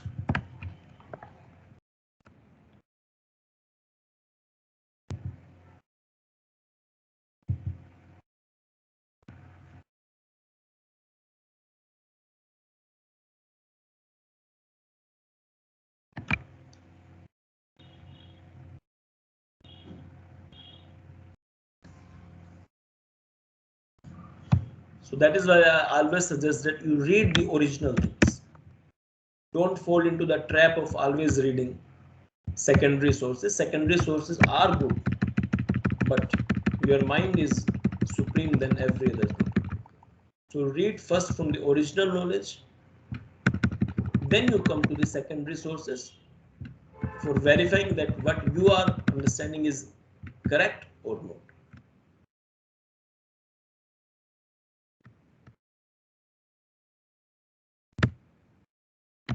Hurry up, take the screenshot of this example.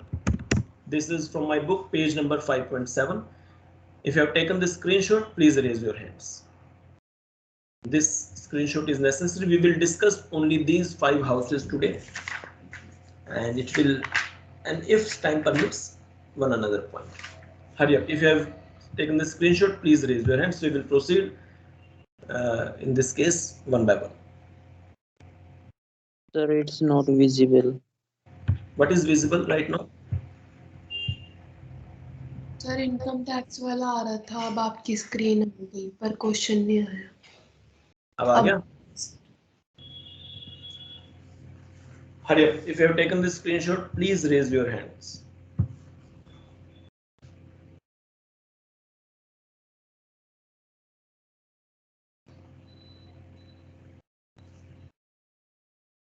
Everyone please take this screenshot, or if you have this question, if you have the book, then also please raise the hand so that I get an idea that how many of you are having this question with you right now. Hurry up, please raise the hands. Only then I will proceed, so that everyone must be having this question. This question will clear each and every point, and it will make your concept of annual value strong. Because all the questions will be in these, any of these 5 categories. You will not get any other question which is beyond these 5 categories. Hurry up, please raise the hands. Everyone please raise the hands. Whether you have this question, whether through screenshot or through book, but you must be having this question, otherwise you will not understand the points. What about others who have not raised the hands? Avdi, Harsh, Kramank, Anirudh, if you have this question, please raise the hands. Okay, so let us proceed now. Let us discuss it. Very slowly, let us discuss it. We should not be in a hurry to discuss this numerical. It will clear each and every point. It's very easy. So I'm discussing a small numerical from my book. Concept Building Approach, page 5.7.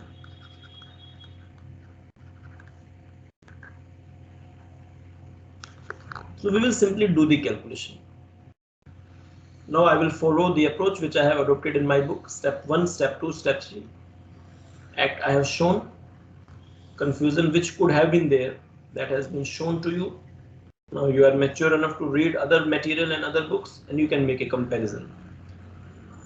If you think that the approach which I am following is wrong, you should come back to me so that we can debate and discuss.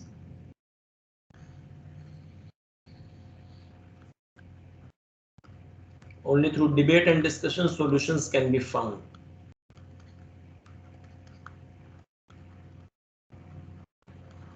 Particulars. So question says compute the annual value in the following cases. Compute the annual value. So you follow the steps which I have told you. Always follow in this way. Step 1. What is your step 1? Expected rent. Can you tell me the answer of expected rent? Oh, it is given in the question. Otherwise it is municipal value or fair rent higher or standard rent lower. It's 70, 80. Because the purpose here was to show you annual value calculation, I gave you directly expected rent. I gave expected rent in my book directly. 85, 50, 80, 80, 70. Step 2, you determine actual rent. Excuse me, sir. Yes. Sir, screen is not visible. What is visible? Question itself. Yes, sir. तो अब इतना late क्यों हुए Sir, बताने? question is visible. Sir, question is visible, but your writing is not visible. It is visible now. ये आपको पहले बताना चाहिए. When you think that I am writing and it's not visible, is it visible now?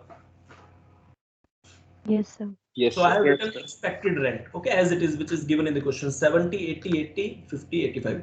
Technically, it is not a one question. These are 5 questions. Okay, this is house 1, house 2, house 3, house 4, house 5. So technically, there are 5 questions. So this is the same approach which I am following. I have explained. Okay, this is the same approach which I have explained, that I am computing annual value. First, I have done step 1. Then I will do now step 2, and then I will apply step 3, which will give me the answer. Step 2 is actual rent received or receivable.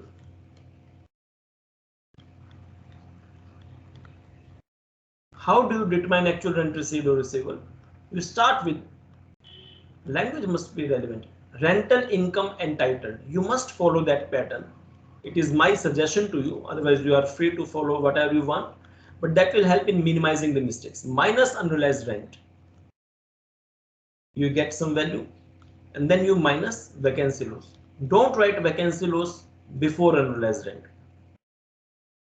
Or loss due to vacancy, whatever you want to write. Now, can you tell me in house 1 how much is rental income entitled? Rent per month 10,000. Period of unrealized rent 1 month. Period of vacancy 2 months. Let out period 12 months. Self-occupied period nil. Can you tell me how much is rental income entitled? Hurry up. I'm waiting for the answer. Hurry up. 1,20,000. Very good. 1,20,000 because there is no self-occupied period. How much is unrealized rent? 1 month. 10,000. 1,10,000. How much is vacancy loss? So 20,000. 20,000. So rental income received or receivable is this 90. Now step 3 apply the following and step 3 will give you the answer. Step 3 is nothing. You will get the answer now. Annual value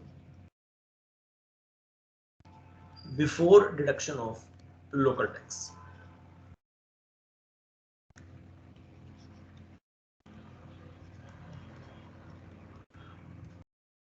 Now you should tell me the answer.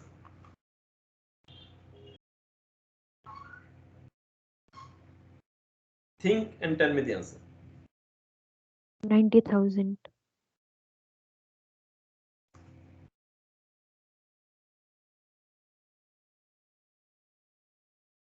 Wait a second. Right answer.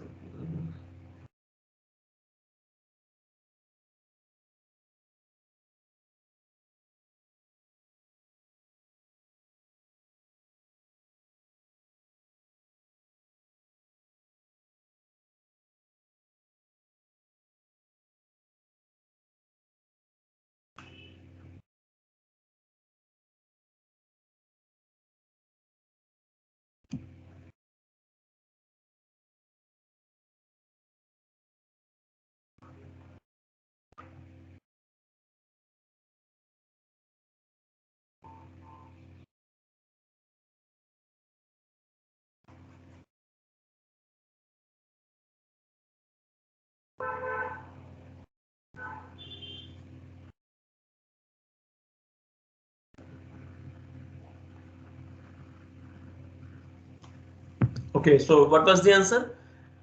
Step 1, step 2. If RR is more than expected rent, yes. So what is the annual value? What is the annual value? So 90,000. 90,000. Because in this case, do you know what I have applied? RR is more than expected rent. Now, second, I hope it is clear. Second, rent per month. So annual rent 120 because there is no self-occupied period. Let out period 12 months. Unrealized rent same 10,000. 110. Vacancy loss 4 months 40,000. 70. Can you tell me the answer now?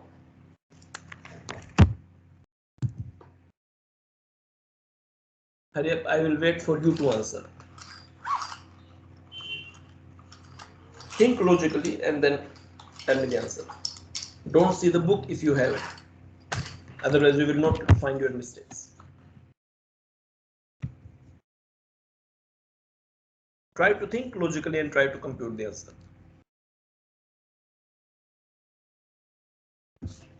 Or 70,000. Why? Is RR more than ER? Answer is no. Is RR less than ER? Answer is yes.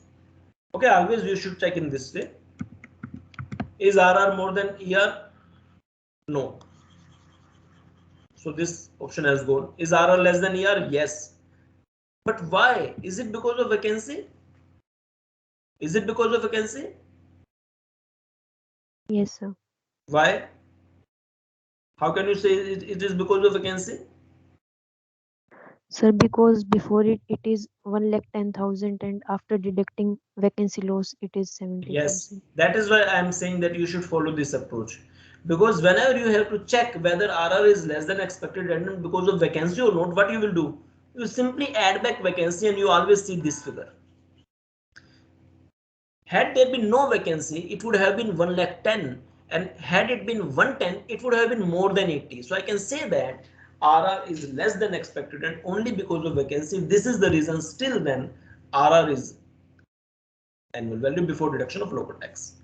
So here RR is less than ER because of vacancy only. I hope it is clear. Third point. In case it is not clear, you can ask me. Third house. Rental income entitled 120. Because there is no self-occupied period. Annualized rent 4.5 months, 45,000. This figure now is 120 minus it will be 75. Vacancy loss 1 month 10,000.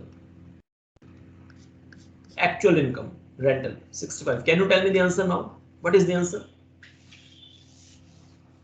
Sir, 80,000. Why? Why? Sir, because it is not because of vacancy.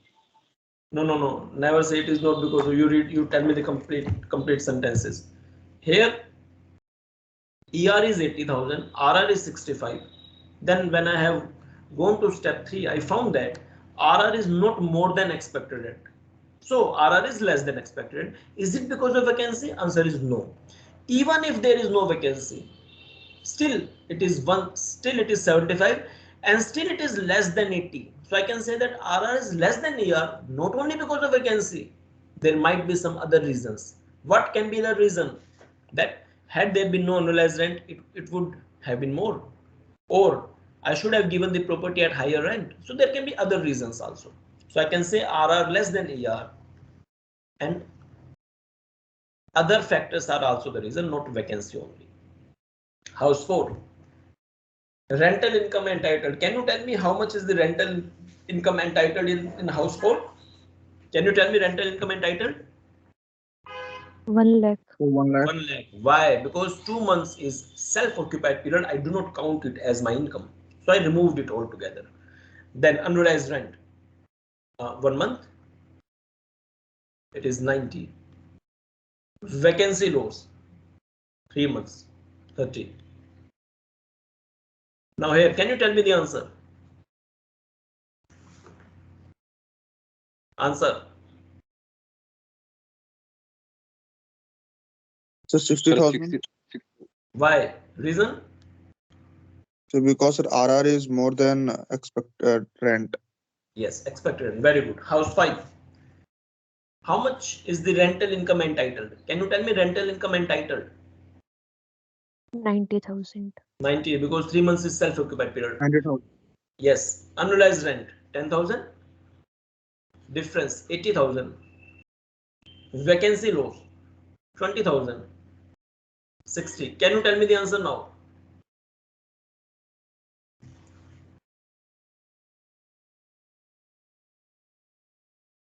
So 85,000. 85. Why? So because RR is more than expected rent. RR is more than expected rent. So sorry, sir. Expected rent is more than RR. No. Don't tell me expected rent is more than RR. Can you say that? Can you do you want to tell me that if expected rent is more than RR, expected rent will be the answer? Then why it was not there in house 2? In house 2 also expected rent was more than actual rent. Then why I didn't take 80,000? So because of vacancy. So why you are explaining the wrong thing? Why you are saying that ER is more than RR? I don't compare ER is more than RR or not. I compare whether RR is more than ER or not. Point clear or not? Yes, sir. First, I should compare with RR. I should not compare whether ER is more than RR or not. My RR is having higher weightage as compared to ER. I should always check the status of my RR. So I will not use first ER, because if you have used this language, then you will commit mistake in house 2. I will say that whether RR is more than ER or not. Since RR is not more than ER, then of course it is less than ER. If it is less than ER, then I will check, is it because of vacancy? Answer is no. Had there been no vacancy, still it would have been less. So now I will say that it is less because of other reasons. So never say that ER is more than RR. I don't see this. That is of no use. I should first see what about RR. So RR is having highest weightage, higher weightage as compared to ER. Because ER is only notional value. In reality, the value is RR, actual value. So I should compare everything as compared to RR first. Point clear or not? Is this question Yes, clear or sir. not? Please raise your hand if this question is 100% clear, because you will not get any question beyond these 5 cases. You will never find any question which is beyond these 5 cases. If it is 100% clear, 110% clear, please raise your hand. Even a slight doubt, if you have right now, you please ask me. Otherwise, you will never understand the topic of annual value. If today, right now, you are clear, then it means there is no problem in your mind now, as far as annual value is concerned. So I have discussed with you the annual value of let out house. I will take only 5 minutes more. And do you have any other lecture right now? Please tell.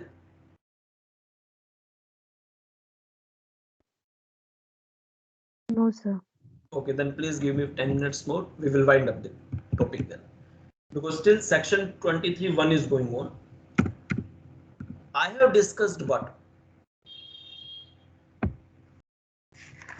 Annual value of a let out. Still, I have not yet discussed annual value of deemed to be let out house. So let me discuss that deemed to be let out house also.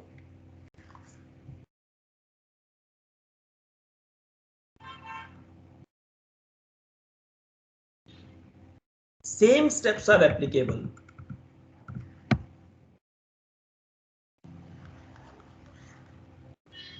So how do you determine the annual value of deemed to be let out house?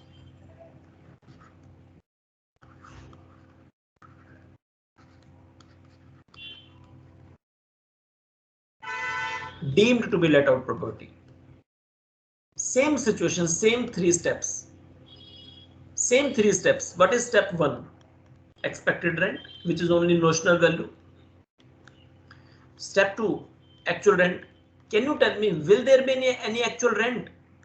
In case of property which is not actually let out, I am assuming it as deemed to be let out, or I am assuming it to be let out. Will there be any value of step 2? Yes or no? No, sir. No, nil. It will never be, because you don't have actual rent.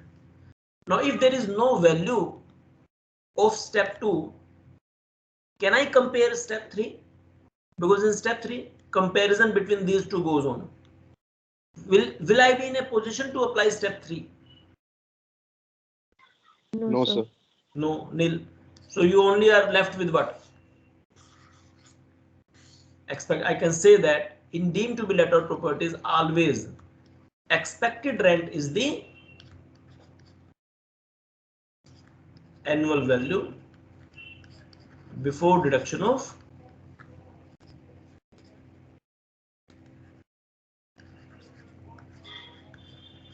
so deemed to be let out is very easy, because in deemed to be let out you have only one answer, expected rent, because you cannot apply step 2 because you don't have actual rental value. If you don't have actual value, then you cannot make any comparison in step 3. So you are left with only step 1, which is expected rent. Or even if you want to see step 3, you can say that RR is greater than ER. Answer is no, that is not possible, because RR is not applicable. Then RR is less than ER, vacancy, etc. That is also not possible. So RR is less than ER. There can be many reasons. So that also gives you the answer expected rent. But there is no need to go into that technicality. You can simply say that in deemed to be let out properties, by default, whatever is expected rent, that is the annual value before deduction of local taxes. And that is what the intention of the government is. If you say that you have more than 2 properties which are self-occupied, then government says you cannot evade the taxes. So whatever will be the expected rent, we will treat it as annual value before deduction of local taxes in your hands. That's it. So if you have any doubt, please ask. Otherwise, I have today covered technically only 23.1. Tomorrow I will discuss with you the computation of annual value of properties which are self-occupied. That will be my section 23 subsection 2. I'm covering this entire annual value from the act so that you become confident that what you are doing is in accordance with the provisions of the act. What other material says, professional institute says, government says is of no consideration if I'm confident about what is written in the act. That's all from my side. In case you have any doubt, please ask, otherwise raise your hands. If you have understood today's discussion, now you should be confident that you will never commit any mistake in determining the annual value of let out property or deemed to be let out property. Okay, that's nice. So goodbye, and let us wind up today's discussion. Goodbye.